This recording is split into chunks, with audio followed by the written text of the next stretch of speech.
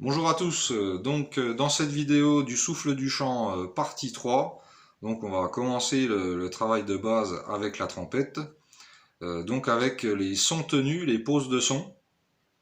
Donc nous sommes à la page 13, donc les bases qui vont commencer donc avec le sol médium. C'est vraiment la note de départ qu'il faut vraiment réussir à faire. Si tout est aligné, c'est pas une note difficile. Si cette note est difficile pour les débutants, c'est qu'il y a déjà un problème à régler avant de commencer quoi que ce soit. Donc il faut vraiment s'attarder au besoin sur l'exercice du placement du chant intérieur. Et une fois que cet exercice est mieux maîtrisé, là il faudra commencer le travail avec l'instrument. Mais si ça prend quelques semaines, eh ben, il faut prendre ce temps. Ce ne sera pas du temps de perdu. Donc on va commencer les pauses de son. Donc c'est exactement le même principe qu'avec l'exercice du buzz. Hein, on avait fait le buzz. U qui buzz, on posait l'embouchure puis la trompette. Donc on peut faire exactement la même chose pour commencer. Et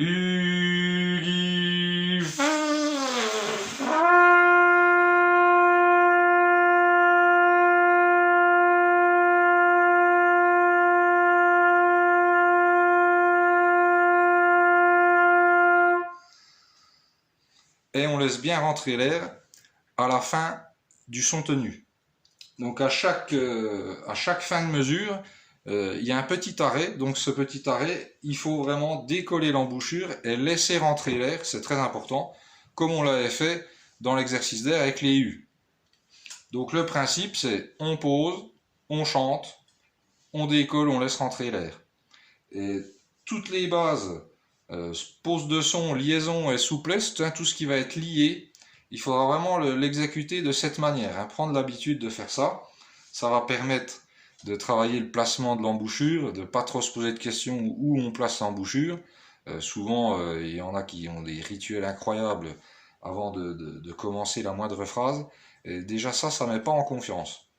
Donc le simple fait de faire ça, ça va oublier, on va pas se poser de questions sur où c'est qu'il faut mettre l'embouchure, comment il faut mettre les lèvres, etc. Il faut vraiment que ça devienne instinctif et on doit vraiment se poser aucune question là-dessus. Donc ensuite, on fait le Fa, donc le Fa avec le premier piston. C'est le même principe. Il faut essayer de chanter la note le plus juste possible. Donc là, cette fois-ci, on va essayer de poser directement l'embouchure sur les lèvres déjà prêtes, la posture, la langue. On pose et on chante intérieurement.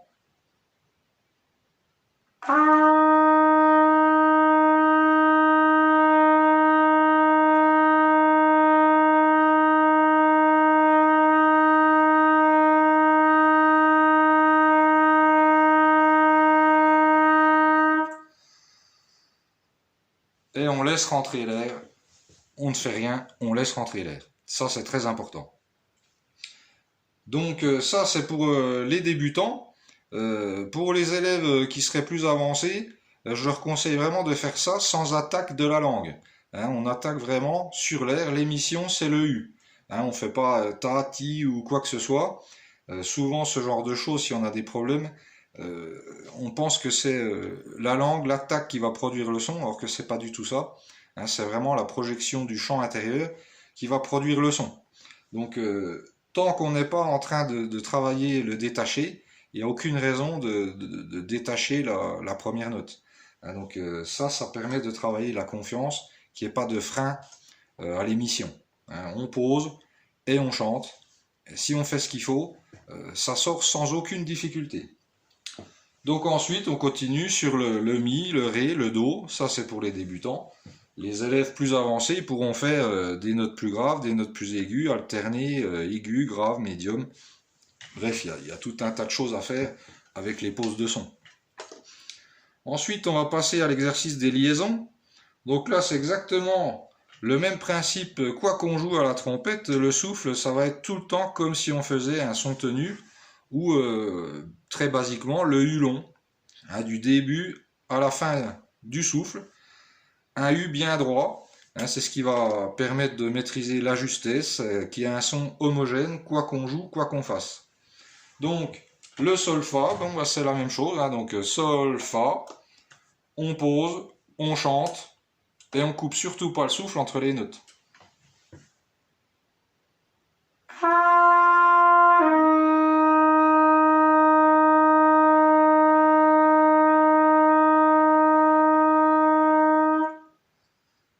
On laisse rentrer l'air, comme d'habitude, on ne s'en occupe pas. Ensuite, Sol, Fa, Mi.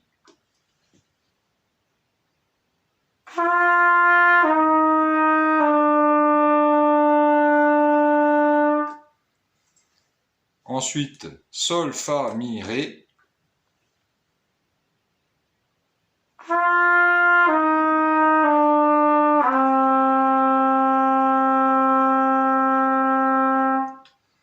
Et enfin, Sol, Fa, Mi, Ré, Do.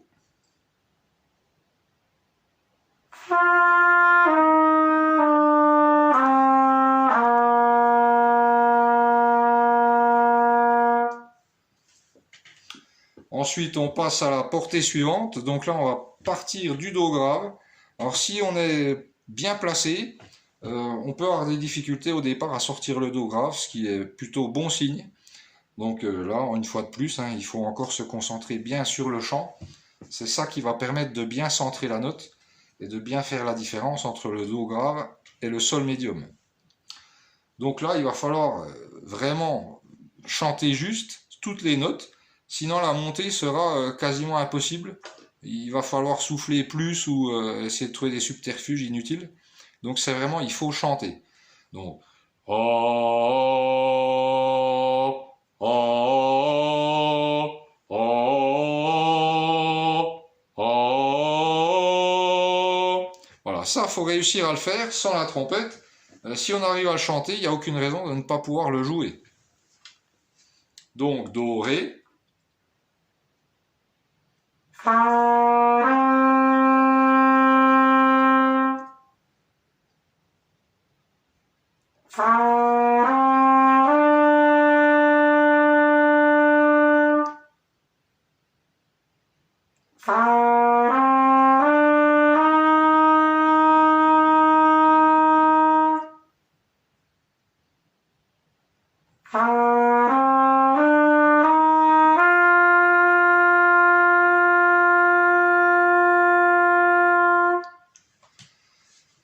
Ensuite, à la portée suivante, on va enchaîner la descente et la montée.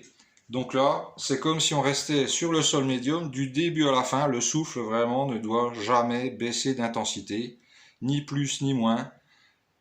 Pareil, on ne cherche pas à jouer fort, pas trop piano non plus, d'une manière tout à fait contrôlée.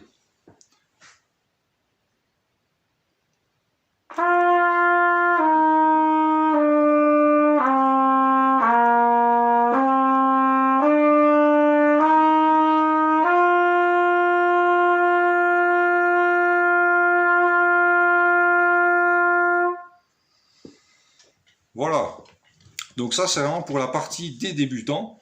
Les élèves qui sont plus avancés, ils continuent leur routine habituelle en développant plus grave, plus aigu, sans excès dans les aigus, hein. Il faut vraiment y aller progressivement.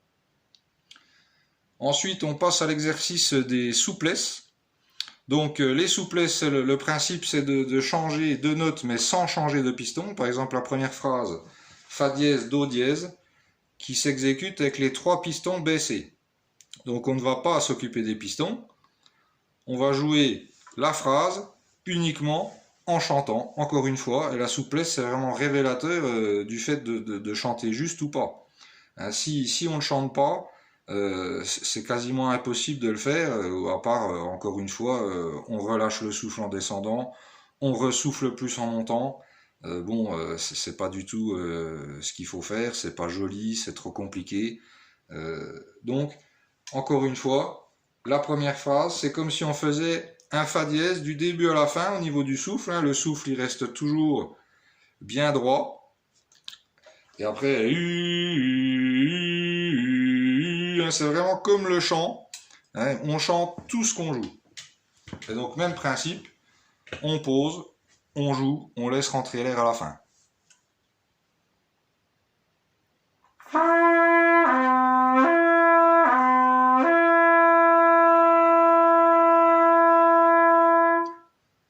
Ensuite la deuxième phrase, premier et troisième piston.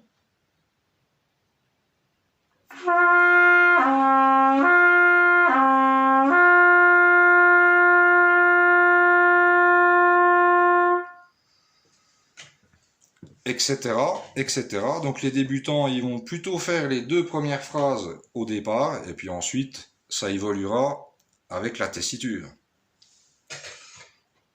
Voilà. Donc, dans la prochaine vidéo, on verra l'exercice du détaché, donc l'articulation. Là, c'est très important. Il faudra vraiment être très attentif pour ne pas casser tout le travail qui a été fait précédemment. Eh bien, je vous dis à bientôt pour la prochaine vidéo. Au revoir.